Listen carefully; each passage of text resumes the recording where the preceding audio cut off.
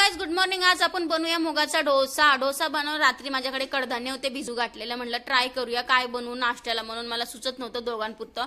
तर मी जास्त दमल्यामुळे मी आल्यानंतर हे बनवलं, ते पण मुगाचा डोसा।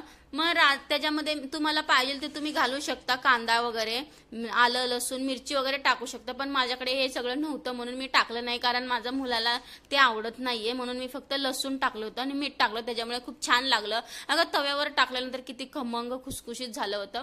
तुम्ही कुठला तवा वापरतात मला सांगा, माझ्याकडे तवा नव्हता। त्यानंतर मी त्याच्यासोबत शेजवान चटणी सोबत खायला बसली, खूप छान लागलं।